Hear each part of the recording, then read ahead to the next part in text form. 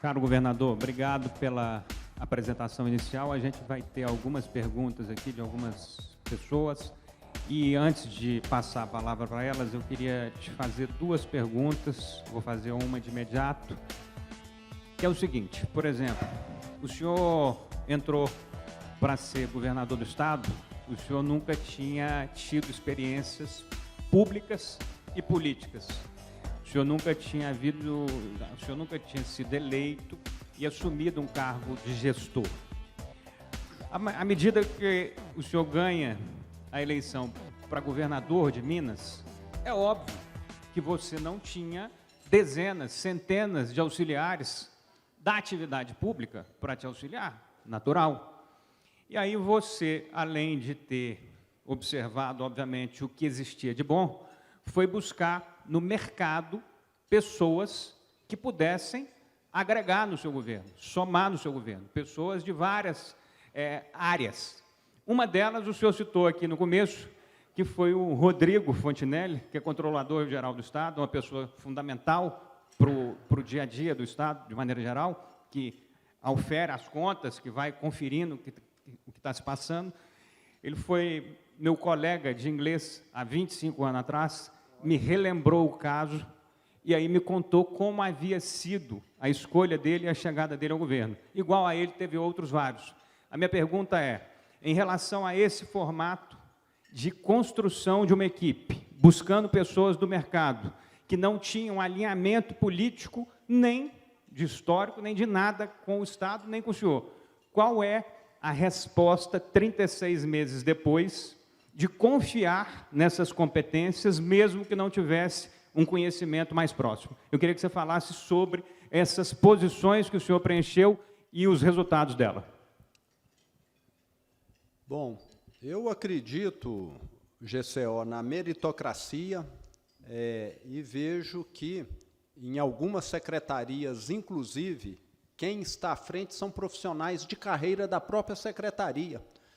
Posso dizer aqui, a secretária Marília, do Meio Ambiente, ela é uma funcionária de carreira do Estado, sempre atuou na área de meio ambiente e hoje é secretária. Eu falo que esse hábito cultural que eu condeno de colocar em secretarias e ministérios pessoas que não têm uma formação para aquela área, muitas vezes abafa talentos incríveis que existem dentro da máquina pública.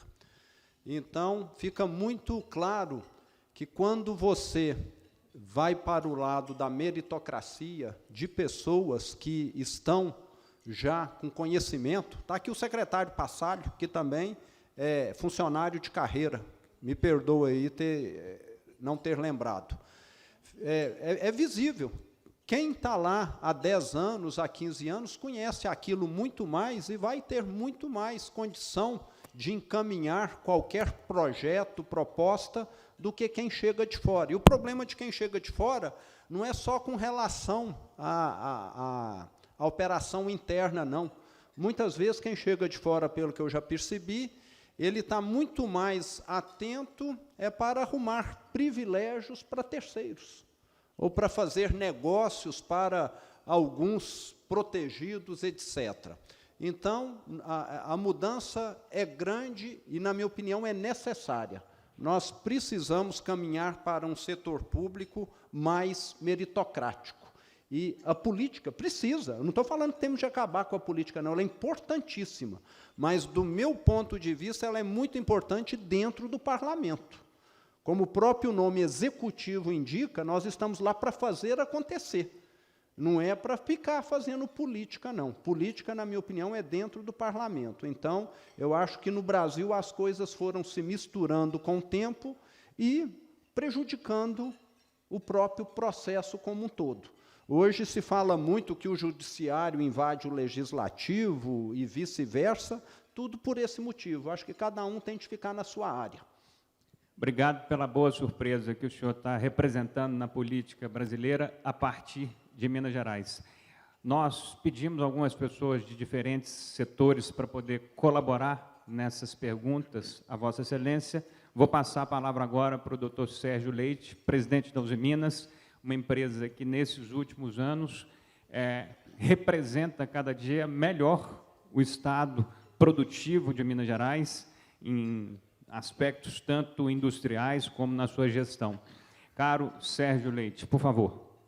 Obrigado, Gustavo, governador Romeu Zema, nossos cumprimentos pelo brilhante trabalho que o senhor realizou nos últimos 36 meses de governo, resgatando Minas Gerais para a posição de destaque que ela merece no contexto nacional. Minas Gerais é o segundo estado brasileiro em força econômica e no seu povo, na sua população. O senhor fez um excelente trabalho, como o senhor nos relatou hoje, de forma sintética, em todos os segmentos da sua gestão. O senhor é um orgulho para nós de Minas Gerais. Tá? O senhor resgatou a nossa confiança no futuro. E falando em futuro, governador, qual é a sua visão, digamos, para o ano de 2030, com relação ao protagonismo econômico e político de Minas Gerais no Brasil? Qual é a visão que o senhor traz para nós, mineiros, que estamos extremamente felizes e realizados com a sua presença à frente do Executivo de Minas Gerais? Obrigado, Sérgio. E o Sérgio está falando mais ou menos como que você vai deixar o governo do seu próximo mandato em 2028. É isso que ele está querendo saber. Como é que Minas vai estar? Bom, Sérgio, se depender de mim, eu falo que o meu sonho é que vai chegar o dia. Eu sempre andei muito nas estradas de Minas. Eu fiquei 30 anos abrindo lojas, rodei mais de 2 milhões de quilômetros. E uma das decepções muito grandes que eu sempre tinha era quando eu cruzava o Rio Grande. Sou ali do Triângulo, né? O Rio Grande está ali. Você cruza o Rio Grande e entra em São Paulo. E sempre foi muito visível como as estradas paulistas são melhores do que as nossas. Estive no leste de Minas recentemente, em Nanuque, e o prefeito lá de Nanuque falou: você tem que dar um jeito aqui na estrada, porque chega no Espírito Santo, a estrada está impecável, e em Minas Gerais cheia de buraco. Então, meu sonho, eu que sempre rodei tanto, é nós termos estradas impecáveis em Minas Gerais, o que está muito longe ainda, mas em 2030, plenamente possível. E nós termos também, Sérgio, uma economia preparada para essa nova era que está iniciando. Estive lá na COP26, em Glasgow, há um mês atrás, e está muito claro, Minas Gerais, que é um estado exportador de commodities e também de produtos industrializados, nós só teremos mercado assegurado se nós provarmos que essa produção aqui é sustentável. Se amanhã alguém falar o café em Minas Gerais é produzido às custas de desmatamento, às custas de destruição do meio ambiente, o nosso café vai ter muita dificuldade em ser colocado lá fora. O seu aço, a mesma coisa. Então, nós sempre falamos, o nosso aço é um aço verde. Energia hidroelétrica, carvão vegetal, que são fontes renováveis de energia, e o mesmo temos de estender para as outras atividades. Eu sou extremamente otimista com relação ao futuro do nosso Estado. Eu percebo claramente, os secretários que estamos conduzindo, que o Estado estava, eu falo que entre estar mal administrado e abandonado tem uma certa diferença. O Estado estava meio que abandonado. Então, uma propriedade que fica abandonada talvez seja muito pior do que uma que a gestão não esteja adequada. E Minas realmente carecia de muitas melhorias que nós temos implementado. E, depois de 3 anos, eu posso dizer assim, o nosso esforço até o momento, o grande esforço foi para colocarmos o trem em cima dos trilhos. E agora esse trem já está no lugar certo, e o que nós temos de fazer é com que ele tome uma velocidade maior.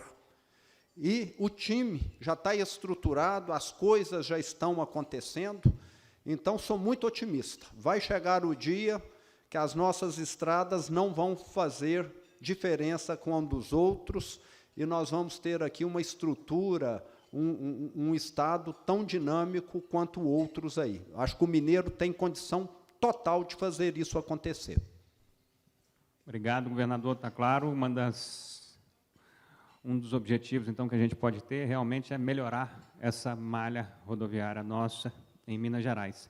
Eu pedi para uma mulher que representa um aspecto, um ambiente político diferente ao seu, mas ela está aqui, obviamente, eu faço questão de pedir a Margarida Salomão, prefeita de Juiz de Fora, para que faça a pergunta, e já aproveito para agradecer a presença da Nelly Aquino, presidente da Câmara Municipal de Belo Horizonte, pela presença aqui também. Obrigado. A palavra é sua, Margarida. Obrigado a você, Gustavo, obrigado ao PCO, um esplêndido anfitrião que é capaz de agregar diversidade, o que é fundamental em qualquer ambiente democrático. Então, eu quero dizer, governador, que mesmo pensando muito diferente de muitas das ideias que o senhor apresentou aí, como governador e como prefeita, nós temos conseguido, com êxito, trabalhar juntos. Até porque é isso que é a expectativa da sociedade. A sociedade, ela quer que nós cumpramos o nosso trabalho. E eu ouvi as suas considerações, com as quais muitas delas eu concordo, e eu acho que nós precisamos, de fato, de grandes mudanças. E uma mudança muito importante, no caso de Minas Gerais, o senhor já apontou um pouco nesse sentido, é que nós deixemos de ser um Estado exportador de commodities, o que nos leva ao risco de nos tornarmos obsoletos até 2030, que nós venhamos a produzir bens que estejam ricos em ciência, em tecnologia, em inovação. Eu acho que esse é o grande desafio para todos nós, é por isso que é necessário fazer esse grande esforço na educação média, na educação superior. Então, eu queria que o senhor se manifestasse a respeito disso. Como o governo de Minas, num momento muito difícil da história do Brasil, pode induzir um desenvolvimento na direção, por exemplo, do que faz hoje a Coreia. Como é que nós podemos fazer? Muito obrigado, prefeita. Bom, prefeito, eu concordo com a senhora totalmente. Nós temos um programa que a secretária Ana, que está aqui, tem conduzido muito bem, que é de nós agregarmos valor àquilo que é produzido aqui em Minas. Nós temos diversos produtores de queijos artesanais no estado, que já foram disputar concursos na Europa, na França, e voltaram de lá com medalha de ouro. E o que acontecia até então era esses produtores de queijo terem de produzir esses produtos, que estão entre os melhores do mundo, de forma clandestina, porque não havia uma regulamentação que propiciasse a ele essa produção e colocação no mercado de maneira formal. A secretária Ana, juntamente com a equipe dela, juntamente com a vigilância sanitária, tivemos de envolver a saúde, conseguiu estruturar uma forma de nós legalizarmos esses queijeiros, como eles são conhecidos no interior. E temos avançado. Então, eu falo que a França é reconhecida pela champanhe, pelos vinhos que produz, muitas vezes por pequenas empresas, mas que são, eu falo que verdadeiros artesãos, artistas, porque fazem algo que é quase que inigualável. Nós temos aqui, com relação a queijos, com relação a cachaça, com relação a cafés, pequenos produtores. Então, nós temos rumado muito no sentido de valorizarmos esse produto. Semana passada, a secretária Ana me falou que nós tivemos saca de café vendida a R$155 mil, uma saca de café, R$55 mil. Lembrando que uma saca tem 60 quilos, não é isso? Então, é quase que um valor impensável para um produtor rural obter esse valor. Então, queremos, é possível sim, mas eu sempre falo que o desenvolvimento também é uma escada. Você pode subir a escada depressa, mas não dá para pular degraus. Uma região pobre, onde não tem nenhuma indústria, talvez uma indústria de confecção primeiro, você começa até a dar ideia do que é um sistema produtivo, do que é um planejamento, etc. Fica muito mais fácil para a pessoa ser empregada posteriormente do que você simplesmente retirá-la da enxada na zona rural e colocar dentro de uma indústria de tecnologia. Então, é algo gradativo. Muitas vezes nós temos de lembrar, o ótimo é inimigo do bom. Então, temos de fazer aquilo que é possível, aquilo que é factível. E, com toda certeza, as coisas vão caminhando. Pensar, como algumas pessoas, eu já escutei, eu quero aqui uma indústria de computadores, é difícil. Pouquíssimos países no mundo hoje têm, nem os países da Europa têm lá fabricação de chip. Então, é algo, podemos sonhar sim, mas eu sou sempre alguém que opta por aquilo que é possível fazer agora. Não retiro o sonho, mas vamos agir em vez de ficarmos sonhando. Porque ficar sonhando, nós já sabemos, não faz nada acontecer. Só o sonho não resolve, é necessário essa ação e execução constante. Caro governador, vou pegar carona ali naquela mesa que você acabou de falar da secretária Ana, o secretário Fernando está ali também, do Desenvolvimento Econômico, e o novo presidente da FAENG, o Antônio Salvo, está ali, representando o agronegócio de maneira geral. Peço, então, que ele faça a contribuição no Conexão Empresarial, fazendo um questionamento, fazendo a sua mensagem do agronegócio. Obrigado, GCO. Governador, sei que o senhor já só comeu a salada, e esta salada, para não ficar elogiando o governo do senhor, foi muito boa e produzida por Minas, por nosso agro. E agora o senhor vai acabando aí as respostas, o senhor vai vir cá comer uma batata, certamente de perdizes, e uma carne muito boa também feita aqui. Então, o agro não parou durante todo esse tempo de pandemia e continua fazendo a sua parte, fazendo muito bem. Ano que vem, certamente, nós teremos outras dificuldades em Minas, porque estamos nos livrando da vacinação de febre aftosa e vamos precisar de uma atenção muito grande, porque isso abrirão novos mercados para nós. Então, estamos trabalhando sempre para uma Minas Gerais melhor. Sabemos que ela evoluiu um pouco em alguns produtos, mas temos a maior diversidade de produtos se compararmos com todos os estados brasileiros. Então, uma pergunta e um pedido. Não seria a hora de um pouco mais de orçamento para a Secretaria da Agricultura, para que a gente possa ser mais bem atendido, sabendo que a iniciativa privada, junto com o nosso cenário, o nosso sistema FAENG, já está ajudando o homem do campo, mas aqui, independente de estar ao lado da secretária, uma secretária que nos ajuda muito, mas um orçamento para a nossa secretaria, para que a gente possa continuar avançando neste setor que tem ajudado de maneira calada, mas firme, Minas Gerais? A sua pergunta veio no melhor momento, você está ao lado do secretário da Fazenda aí. Então, nós vamos resolver isso bem rápido, né, secretário Gustavo? Mas o seu pleito faz todo sentido. A secretária Ana, junto com a presidente da EPAMIG, esteve comigo há 40 dias atrás. É fundamental nós investirmos na Emater, na EPAMIG, para que possamos dar uma assistência melhor. E vamos ter esse grande feito, que vai ser a dispensa da vacinação da febre aftosa. Isso significa abertura de mercados no mundo todo para a nossa carne aqui.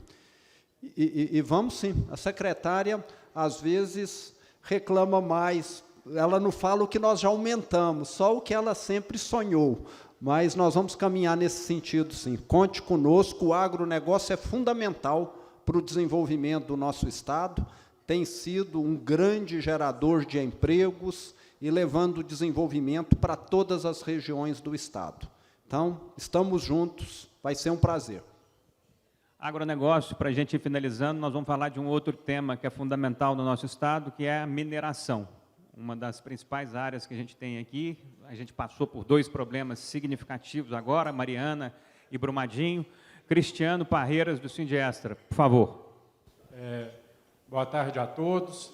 Queria cumprimentar o senhor governador pela apresentação dessa tarde e dizer que sou entusiasta do trabalho do senhor à frente de Minas Gerais, tão bem representando esse estado querido, esse povo mineiro querido também, e a nossa mineiridade.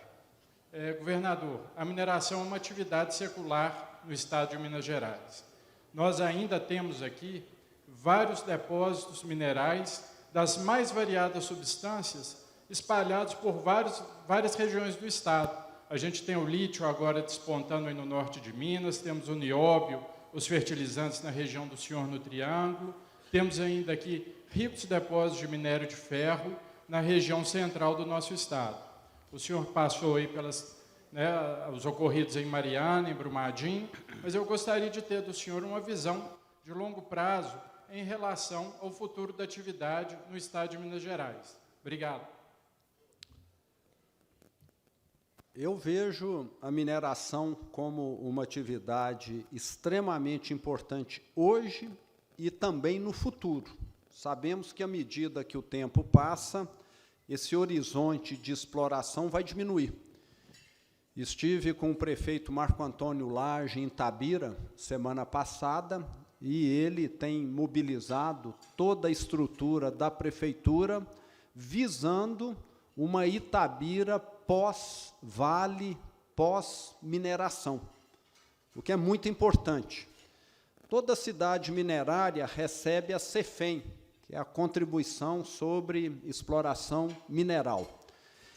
Infelizmente, no Brasil, quando nós temos esse tipo de compensação a municípios e estados sobre recursos exauríveis, como é o caso de minério, de petróleo, infelizmente, eles acabam sendo gastos em despesa corrente. O ideal é que nós tivéssemos uma parte expressiva dessa CEFEM ou dos royalties do petróleo direcionados para fundos que proporcionassem investimentos, principalmente em infraestrutura. Inclusive, o governador Casagrande do Espírito Santo tem hoje um fundo lá que foi criado com os recursos do royalty do petróleo que o Estado recebe. Então, você consegue explorar uma riqueza que vai terminar um dia e deixar um legado. Agora, quando você utiliza esse recurso para pagar folha de pagamento, como aconteceu com algumas prefeituras do Rio de Janeiro, você vai enfrentar problema na certa, porque um dia essa receita vai terminar. Mas a mineração em Minas tem um grande horizonte. A mina de nióbio, em Araxá, tem um horizonte de 100, 200 anos, e o nióbio tem se mostrado aplicável agora em baterias de lítio, aumentando a capacidade ou a velocidade. Então, à medida que a tecnologia evolui, muitos minerais aqui ainda terão o seu valor, que hoje não é tão elevado, reconhecido. Minas como a de Itabira realmente tem aí mais 10, 15 anos de vida útil, mas muitas outras virão. A nossa riqueza aqui é muito grande e temos várias que estão em exploração que ainda vão ficar por décadas. Então, é algo extremamente importante e o nosso nome vai continuar fazendo jus a essa atividade que vai nos marcar ainda, com toda certeza, por décadas. Governador, queria te agradecer.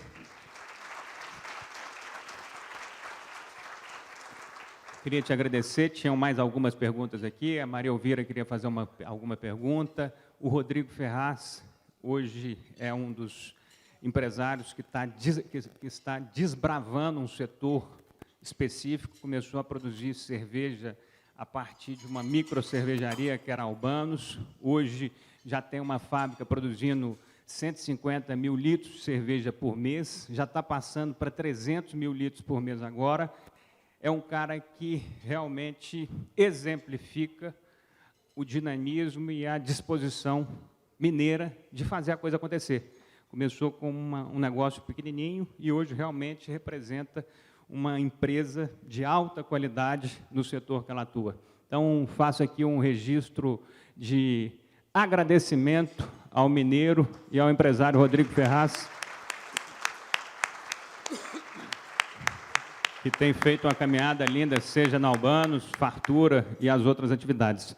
Governador, então, nosso agradecimento por estar nos ajudando a finalizar o Conexão Empresarial de 2021 na melhor forma possível, recebendo a pessoa que está com a confiança de cada um dos mineiros e que, no próximo ano, certamente vai renovar essas confianças. Acreditamos que esses investimentos aí sejam das empresas que estão vindo, seja do próprio acordo com a Vale, realmente vai ajudar a movimentar o Estado, como o senhor próprio disse, e nós vamos estar aqui com o canal Viver Brasil, com a revista Viver Brasil, o blog do PCO, a nossa atividade, ajudando a fazer com que isso realmente tenha um final cada dia melhor, que a cada ano a gente consiga alcançar resultados melhores para Minas Gerais. Parabéns pela sua condução. Obrigado novamente, em nome do PCO, do Conexão e de cada mineiro pela sua presença e contribuição. Parabéns. Obrigado. Vamos juntos, velho. Em frente. Bem, eu vou finalizar aqui bem brevemente, agradecendo novamente ao governador, deixando ele, obviamente, à disposição, mas o que eu queria finalizar aqui para vocês, falando é que o canal Viver Brasil já tem uma data oficial de estreia na TV a cabo, a partir da Claro Net. No dia 10 de janeiro de 2022, a gente passa a ter a nossa programação 24 horas por dia no canal 527 HD da NET e no canal 9 SD da NET. Então, esse é um momento que a gente acredita que vai ser muito bom para Minas Gerais e para o Brasil. A gente está fazendo isso em um momento em que a gente só tem as emissoras, prioritariamente as emissoras de canal aberto, Record, que está aqui, o nosso Wagner, Globo, Band e SBT, Alterosa no caso, nenhuma emissora regional fazendo um trabalho para realmente valorizar Minas Gerais, as qualificações que a gente tem, os personagens que a gente tem, e é isso que a gente tem como objetivo prioritário, realçar as qualificações de Minas Gerais no canal Viver Brasil. Nós não vamos ser mais um canal para ficar levando sangue, problema e discórdia. Nós vamos trabalhar as vocações, as qualificações que a gente tem no setor produtivo, nas empresas, nos personagens e por aí vai. É esse o objetivo. Eu sei que não vai ser uma caminhada fácil, mas a gente já tem uma receita em curso bem legal. Nós já gravamos mais de 60 programas nesses últimos tempos e o objetivo, então, é fazer essa virada no dia 10 de janeiro de 2022, quando a gente passa, então, por uma programação cíclica sem parar um minutinho. Então, que Deus nos ajude a fazer as melhores receitas nesse novo tempo. Então, a gente começa por algumas localidades de Minas Gerais no Cabo, incluindo Uberlândia, Uberaba, Juiz de Fora, Ipatinga, Governador Valadares, Belo Horizonte, Contagem, Betim, Nova Lima, enfim, a região metropolitana e boa parte do estado já vai estar coberta a partir de 10 de janeiro. Então, programação, para quem ainda não a viu, está ficando cada dia melhor. Nós temos hoje 7 programas sendo gravados de maneira constante. Nós vamos apresentar o canal a partir do dia 10 de janeiro com 9 programas diferentes. Os programas são o BH Todo Dia, que é comandado pelo Elias Santos, o Saúde e Bem-Estar, que a gente está fazendo um investimento dedicado, contratamos o Fernando Rocha, que foi durante 10 anos da Globo fazendo um programa de saúde também. O Reviver é um programa voltado para o desenvolvimento humano, provocações que possam facilitar a evolução das pessoas. Esse programa é feito pela Kênia Sheib. Nós temos também o Segurança Jurídica Brasil, assuntos vinculados a questões jurídicas. O promotor Cristiano Gonzaga é nosso convidado permanente e ajuda a fazer os questionamentos vinculados a esse setor. Direito no Ato, um programa voltado para apresentar escritórios de advocacia, e aí a gente vai ter um modelo de 12 programas, um por mês a cada ano.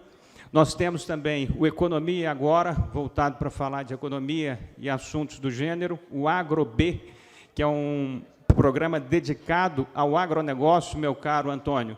Esse programa começou a ser já gravado pelo jornalista Fabiano Frade e já começa a ser apresentado nesses próximos dias como uma programação ativa e constante do programa do canal Viver Brasil.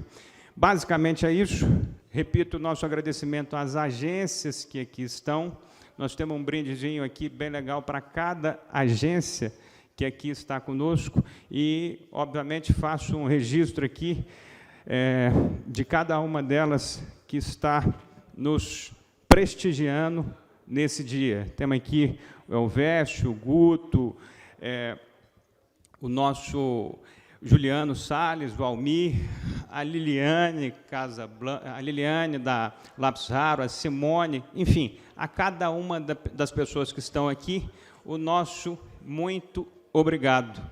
Em 29 e 30 de janeiro de 2022, a gente faz o primeiro evento presencial de maior porte. E aí sim, o Saúde e Bem-Estar, entre os dias 29 e 30 de janeiro, no Minas Náutico. Um evento super bacana, que vai ter lá uma série de informações para que famílias realmente aproveitem o final de semana.